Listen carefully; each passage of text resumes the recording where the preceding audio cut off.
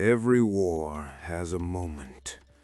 A single, quiet decision made long before the first sword is drawn that decides everything. You won't recognize it when it happens. It won't announce itself with trumpets or omens. It will feel like nothing.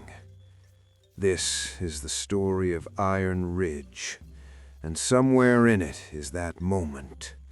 See if you can find it before I tell you. It began, as most disasters do, with good intentions. We arrived in that valley with nothing but ambition and hunger.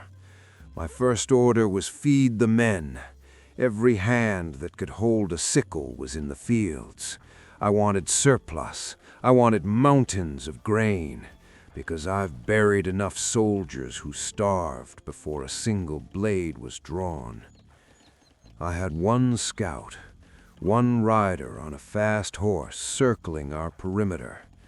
He was enough, or so I told myself, my only soldier. I was thinking about growth. Build the economy first, build it fat and deep. But I never sent that lone scout north, never once pointed him toward the enemy and said, "Go, tell me what they're building." Bitter, I told myself I didn't need to.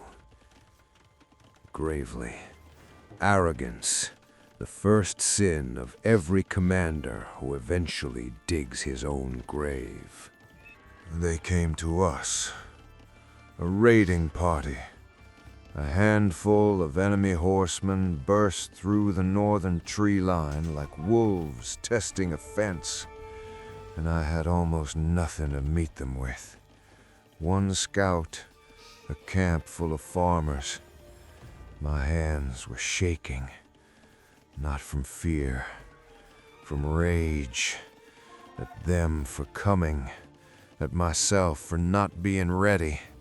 I remember thinking, "You stupid, greedy fool." But wanting peace doesn't matter when enemy cavalry is tearing through your supply lines. Not a single soul broke formation. My camp held. My lines held. I screamed orders to every stable hand and blacksmith. Build riders. Build them now. Build them fast. And God bless those stables. They delivered. Cavalry began pouring out, raw, unpolished, but mounted and armed and angry. We ground every last one of them into the mud. It wasn't elegant. It was a brawl between dogs, but we won it decisively. And something shifted in me. Something dangerous. I had built this army out of panic. But now that I could feel the weight of mounted fighters at my back, I didn't want to go back to farming. I tasted blood, and I wanted more. We pushed north. We cut down their infantry before they could form a line. I remember laughing, watching my cavalry scatter their defenders like leaves, thinking, "They're afraid of me." I kept sending more, wave after wave.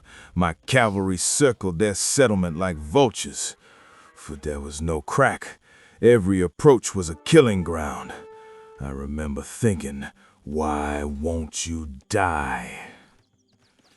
I should have stopped. A wiser man would have read the situation. You're winning the field, but you're losing the war. I heard the hooves before I saw them. Heavy, the deep, rhythmic thunder of war horses carrying armored kites. They'd advanced their forges while I was playing cavalry games at their gates. And the spearmen, they carried longer pikes now, designed for one purpose, killing horses. Professional infantry, drilled, furious. They hit us like a hammer hitting glass. My cavalry shattered. We were driven back, in a rout, riders trampling their own wounded to escape. They pushed us all the way back to our own settlement. They surrounded us. I stood on the walls. Walls I'd thrown up in desperation, stone and timber and prayer. And I watched their army encircle my camp like a noose tightening. They didn't need to attack. They just needed to wait. I paced the walls at night, counting their fires, doing the math in my head over and over. Every calculation ended the same way. We were dying, slowly, quietly. Now, I am not a man of faith. Faith, in my experience, is what you cling to when strategy has failed you. Strategy had failed me. So I built a monastery out of desperation.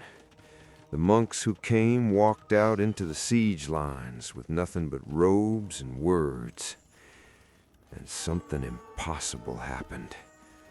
They turned the enemy soldiers. One by one, enemy knights laid down their lances and walked toward us. The monks moved through that siege like a plague of doubt, and suddenly the noose around our camp had holes in it. I wept, standing on those walls, watching enemy soldiers turn and walk toward my banner. I wept like a child who'd been told the storm was over.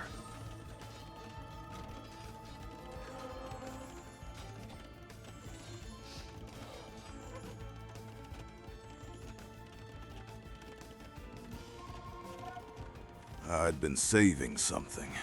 A final card I hadn't played because the cost was enormous. War elephants. Massive, armored beasts that shook the earth when they moved, each one a siege engine made of muscle and rage. I assembled them behind our walls, and for the first time in weeks, I felt hope. We marched north, the ground trembled, we reached their base. Their walls held. I threw everything at them. And then, their monks came. I'd forgotten that faith is not a weapon only one side can wield. I watched one of my elephants turn its massive head, blink once, and walk toward the enemy. The battle became a nightmare. It was chaos wearing the mask of war. So I built more, a massive force this time. The scorpions scythed through their infantry like a farmer cutting wheat. The elephants absorbed everything and kept pushing. I was grinning. I turned to my captain and said, "We've already won. They just don't know it yet." We broke through, finally. The wall crumbled. My elephants poured through the breach, and for one glorious moment, I thought I'd won. I was inside their base, and then I understood. The walls weren't there to keep us out. They were there to keep us in. The breach sealed behind us.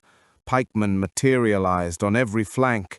The buildings had been arranged to funnel us into a killing box. Every street was a corridor of death. My elephants couldn't turn. The monks who had saved us were cut down where they stood. I watched my entire army die. Every elephant, every rider, every monk with his quiet eyes. All of them gone. You want to know what decided this war? It was the very first decision I made. I never scouted the enemy. Everything traces back to that one unforgivable sin. I fought the entire war blind, and when you fight blind, it doesn't matter how many elephants you have. You are already dead. You just haven't fallen yet. Commander Pickle's account was recovered from the ashes of the Eastern March settlement. His body was found beside the last of the elephants, sword still drawn. There were no survivors,